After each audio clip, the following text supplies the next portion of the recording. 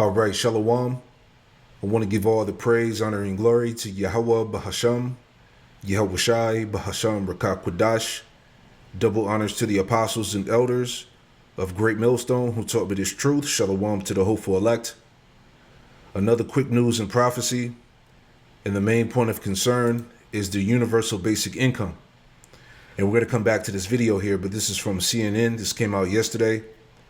It says AI's job shakeup is accelerating. Is it time for universal basic income? Okay, so it's here. All right, we're all over this thing because we know eventually that they're going to roll out that MOTB system according to prophecy, right? Isaiah 34:16, seek ye out of the book of the Lord, YAHAWASHI, and read. No one of these shall fail. None of the prophecies shall fail. None shall want her mate, for my mouth it have commanded, in his spirit it have gathered them. Isaiah 42 and verse 9, behold, the former things are come to pass, and new things do I declare. Before they spring forth, I tell you of them. All right, so you're being told of this very system that they're bringing to pass. All right, we talked about the universal basic income. All right, they're talking about giving every American $2,000 and, you know, getting rid of money, things like that. All right, so it's all coming to pass. So before we get into the video, I saw this on the feed as well. And this video is from firstpost.com. It says why nobody is posting on social media anymore. Let's check this out real quick.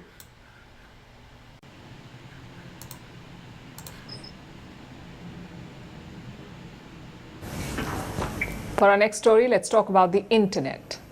It has never felt louder and busier. Ads, reels, AI slop, viral videos, it's like a constant digital screaming match. And that seems to have put off the people who make the internet because they are going quiet. Let me show you a study. It says that social media activity is dropping across the world. This study was conducted in 50 countries. It involved more than 250,000 people. That's a pretty decent sample size, and here's what it found. Social media usage is down by 10%. People are leaving, and it's mostly young people, the people who grew up with their phones. They're turning away. Turns out this trend also has a name. It's called posting zero. It's a fancy name for a simple reality. Basically, people have stopped posting their lives on social media. That is posting zero. And here's why it's happening. The study has given 3 reasons. First, the polished nature of social media. When these platforms first came, they weren't so curated. There were breakfast photos, pet photos, gym selfies, random life updates that no one really asked for. It was chaotic, but it was also human. It was messy, but apparently that was the point of it. But look at your feed now. It looks like a shopping mall designed by an AI bot. Every scroll shows you a skincare ad, a reel that you've already seen 11 times, a guy explaining how to make your first million by the age of 24, and an AI model who is definitely not real. Slowly, the real people disappeared. In fact, there's an actual word for what happened. It's on your screen. What it means is this. Platforms start great, then they drown you in ads, then they squeeze everyone dry for profit, and then the whole thing collapses into digital garbage. That's the first reason. The second reason is perception and guilt. A lot of people have not stopped using social media, they've just stopped participating. So they scroll, they lurk, they watch like anonymous ghosts behind a one-way glass, but they don't post. Because they're not sure how they will be perceived. One wrong move and it leaves a mark. Also, no matter what anyone posts, their friends can often not see it. So what's the point of it anyway? Nobody wants to be a part-time influencer for free. Plus, the world is too heavy for selfies, it seems. Every week there's a new crisis. Wars, floods, protests, tragedy. Posting a beach photo amid all of this feels wrong, apparently, especially to the Gen Z. Yeah, that's a good point because look, what is there to rejoice in, man? Okay, people are dying. The world is at war. Okay, America is breaking down internally. You see what I'm saying? People are struggling, barely making it. Okay, they hate their jobs. They hate their lives. You know, people don't really have it as they try to, you know, put that front up on social media. So what is there to really, you know, to rejoice about, you know? Real quick. 2nd Ezra 16 and 37, it says, behold, the plagues draw nigh and are not slack. Look at the state of the earth. Okay? The world is literally being plagued. Pestilence, destruction, wars, right?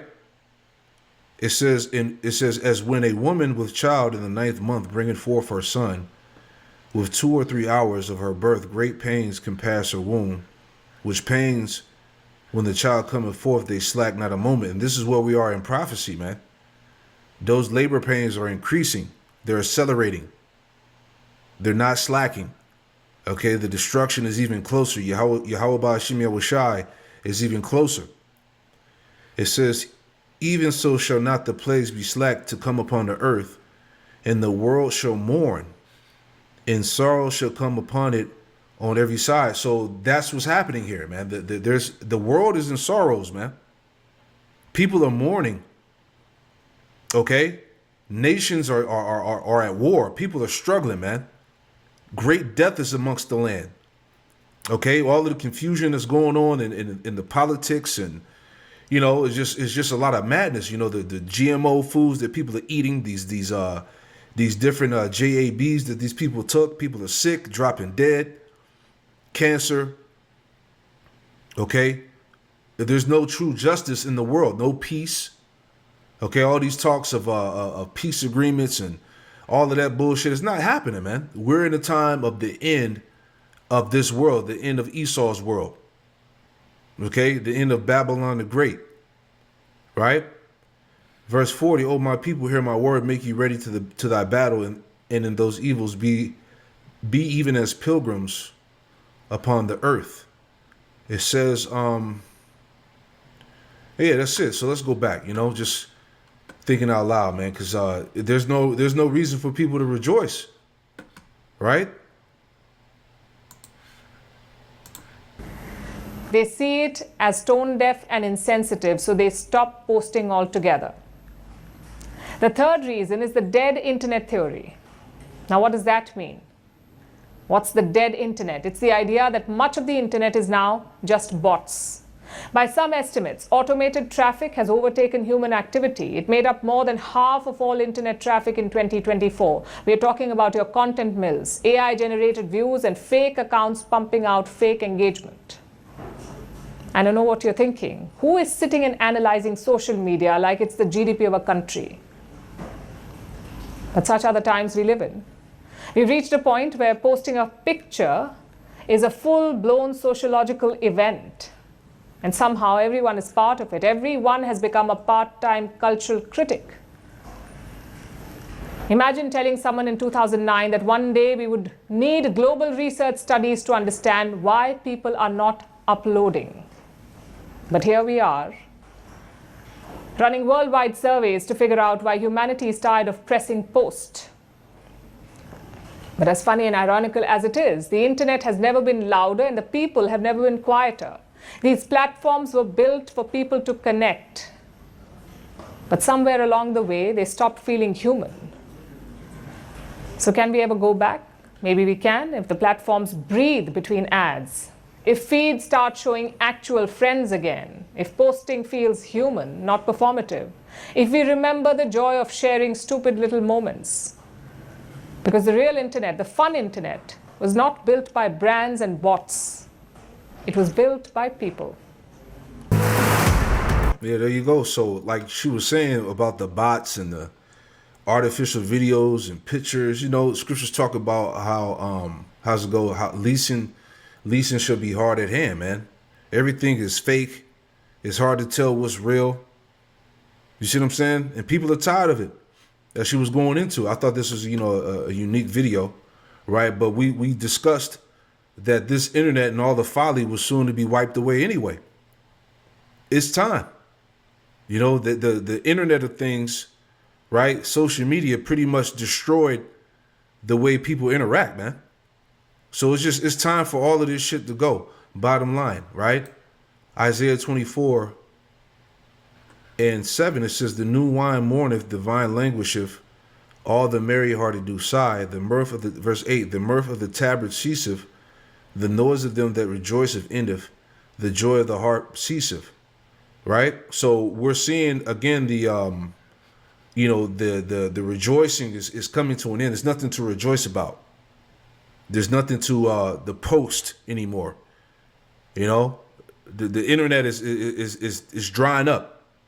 Everything, this internet and how people, you know, react, all of that's getting played out. You know, it says, they should not drink wine with the song. Strong drink shall be bitter to them that drink it. The city of confusion is broken down. Every house is shut up that no man may come in. There is crying for wine in the streets. All joy is darkened. The mirth of the land is gone. So that's what I was thinking about. You know, it's just, you know, all the glory of Babylon, America is slowly fading away. Okay, people are tired, right? When you read this chapter, it talks about, you know, how the people languish.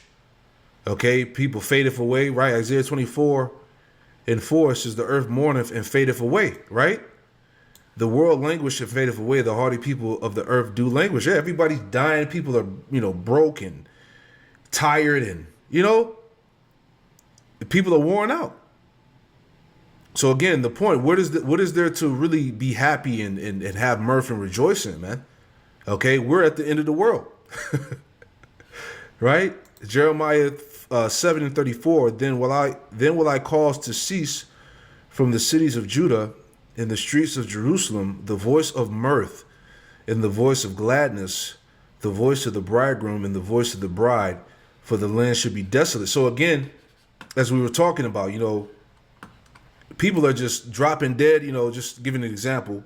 All right, this is from newstarget.com. Toxic tap water. Millions of Americans exposed to cancer-causing chemicals. We're not going to read it because we've been known about this information, but this just contributes to the problem. Okay? Chemtrails. Okay? All these different JABs these people took. The GMO foods, the lab-created foods, and, you know, just everything, all the corruption and scandals that's bringing this place down, man. Okay? Everybody's worn the hell out. Right? Anyway, so let's get to the point here. You know, let's go back to the UBI, right? But this is back in 2023, right? Universal basic income. Listen carefully. I played this before, and before we go into the CNN video. But this is what Elon there will be Musk was fewer and talking fewer. There will be fewer and fewer jobs that a robot cannot do better. What to do about mass unemployment? This is going to be a massive social challenge. And I think ultimately we will have to have some kind of universal basic income. I don't think we're going to have a choice. Universal basic income. Universal basic income, I think it's going to be necessary. So it means that unemployed people will be paid across the globe Yeah. because there is no job. Machine robot is taking over.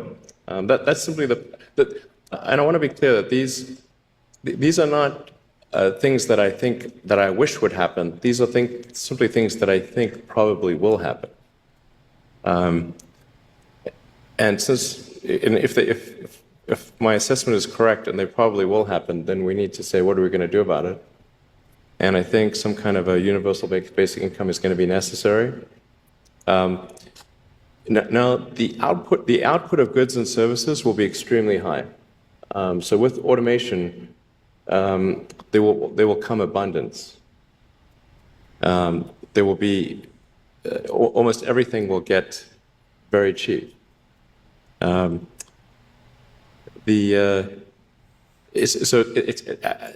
think I think we'll just end up doing universal basic income. It's going to be necessary.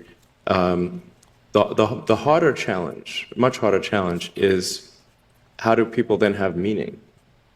Like a lot of people, they derive their meaning from their employment. So if you don't have, if you're not needed, if there's not a need for your labor, how do you, what's the meaning? Do you have meaning? Do you feel useless? That's a much harder problem to deal with. There will be fewer and fewer jobs that. Yeah, so listen to what he said, man. If you're no longer needed, right, meaning they replaced you, okay, with the whatever, robot, AI, whatever, then what is your purpose, you know? You see? So you got to be able to read the room, man. Okay? It's about to get real out here. Let's play this video from CNN. Again, AI's job shakeup is accelerating. Is it time for universal basic income? Okay, we're here. AI is no longer an abstract threat. It's causing job loss right now, and the headlines, they tell the story. The Massachusetts Institute of Technology, MIT, on Wednesday released a study that found that artificial intelligence can already replace 11.7% of the U.S. labor market, or as much as 1.2 trillion in wages across finance, healthcare, and professional services. The New York Times recently reported that Amazon is on the cusp of replacing what would be 600,000 warehouse jobs with robots and plans to automate 75% of its operations. CNBC reporting that Salesforce, Walmart, Paramount, UPS, YouTube, and Meta have all announced new rounds of layoffs attributable to AI, with nearly 1 million job cuts nationwide this year. Yep. Isaiah 19. It's all coming to pass. It's Isaiah 19 and 15. And it reads, it says, neither shall there be any work for Egypt. Neither shall there be any work for Egypt, which the head or tail, branch or rush may do. Okay? You will no longer be needed. Okay? That's the job loss that we can measure. Now consider what some are predicting about the future. Goldman Sachs estimating that 6 to 7% of the U.S. workforce could be displaced due to AI adoption. They do note, however, that the impact may only be transitory because new opportunities created by AI might ultimately put people to work in other capacities. A report by the McKinsey Global Institute finding that AI could displace 40% of American jobs due to automation by 2030. That analysis found that robots and AI agents could automate more than half of U.S. work hours, both manual and cognitive, using technology that's available today if companies redesigned how they'll do things in the future. The World Economic Forum projecting that 92 million jobs worldwide may be displaced by 2030. Ford's CEO saying that AI could replace half of all white-collar workers there. NYU professor Scott Galloway predicting that AI will hit middle management first, noting that 6% dropped in managers at public companies since 2022. So here we are, AI eliminating jobs, more automation coming. If millions of people lose work, how will they support themselves? This is where an idea from the 2020 presidential campaign returns to the conversation. Universal Basic Income, or UBI. The concept, pretty straightforward. Every American adult would receive a set check each month. For Cook County, Illinois, which includes Chicago, this concept just became reality. The Cook County Board of Commissioners unanimously approved its 2026 budget proposal just this month. It includes $7.5 million for a guaranteed basic income program. Commissioners approved it after the success of a pilot program, where the county provided $500 a month to 3,200 households over 2 years. Survey findings based on that pilot revealed that 94% of the program recipients used the funds to address financial emergencies. 75% reported feeling more financially secure. 70% said that the program had a positive impact on mental health. Of course, there's the question of how do you pay for it? In the case of Cook County, as a result of the decrease in commercial real estate values, everybody's property taxes are now sky high. In Chicago, rising 16.7%, the largest jump in at least 30 years. West Garfield Park saw an increase of 133%, North Lawndale 99%, Englewood 82.5%. And there's pushback from the Illinois Policy Institute, which cites concerns about workforce and income effects. Quote, Cook County is making its guaranteed income pilot permanent and committing millions to a failed strategy already shown to leave people with less work experience and lower earnings. Yeah, they leaving. They gonna leave the people out to dry, man. This is it right here. Hey, they gonna crash. Okay, again, back in 2 Ezra 16. Okay, when this many people are out of work, what do you think is gonna happen, man? You think people just gonna sit there? Second Ezra 16 and 17. Woe is me, who will deliver me in those days? The beginning of sorrows and great mournings. We just talked about that. Okay? The sorrows that are plaguing the world. How the world is in mourning, the people. The beginning of sorrows and great mournings, the beginning of famine and great death. The beginning of wars, and the power shall stand in fear. The beginning of evils. What shall I do when these evils shall come? Right? As Elon was saying, right? You know, if you're no longer needed for the workforce, then basically, what's your purpose? Why are you here? Right? That's the devil, man.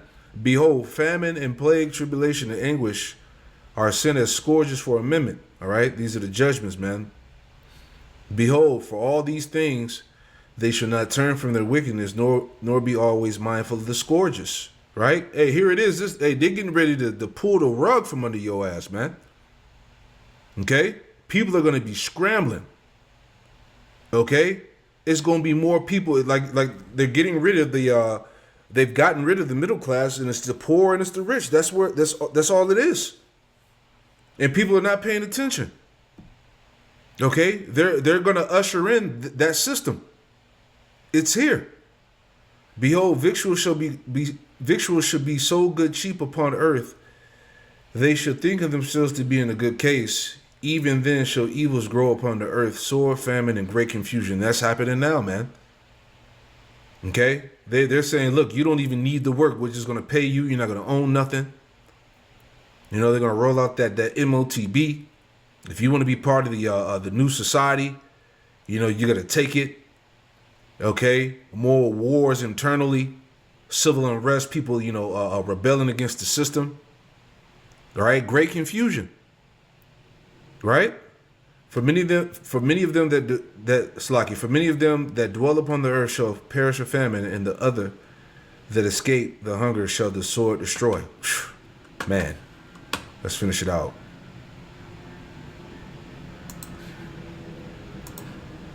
Back in 2020, it was presidential candidate Andrew Yang who called his version of universal basic income the freedom dividend, specifically $1,000 per month, no work requirements, no means testing, a direct payment to help people cover bills, weather economic transitions, and adapt to a job market reshaped by technology. Hey, what did we just read? It said, because victuals should be so good cheap upon earth, they should think themselves to be in a good case. All right? Even then shall evils grow upon the earth, sore famine and great confusion. Man, majority of these people are clueless, man. Okay? Andrew Yang joins me now. Andrew, nice to have you back. I pulled a profile of you from 2018 when you were just on the cusp of announcing your candidacy. Here's a quote that you provided to the author of the piece. You said, "Need is self-driving cars to destabilize society. In a few years, we're going to have 1 million truck drivers out of work who are 94% male with an average level of education of high school or 1 year of college. That one innovation will be enough to create riots in the street. And we're about to do the same thing to retail workers, call center workers, fast food workers, insurance companies, and accounting firms." Yep, see? This is the spirit. This is exactly what I'm talking about. All right? What you think is going to happen? It's going to be riots. It's going to be all types of shit breaking loose in the streets of America, man. 2nd Ezra 15. Okay? 2nd Ezra 15 and 14. Woe to the world and them that dwell therein, for the sword and destruction draweth nigh, and one people shall stand up and fight against another, and swords in their hands. And you're going to have people standing up against these corporations. Okay? These the techno oligarchy. All right? These technocrats. All right? People are going to rise up. These CEOs. All right? We brought this up before. A lot of those CEOs are getting more protection because people are coming after them. Okay? It's going to be next level. It says, verse 16, "For there should be sedition among men, and invading one another. They should not regard their kings nor princes. In the course of their actions shall stand in the power." Right? So people going they're going to lose their minds, man. They're going to crash out. Okay? They ain't going to have no other choice. You took away their job. How are they supposed to survive? How are they supposed to sustain a family? You know?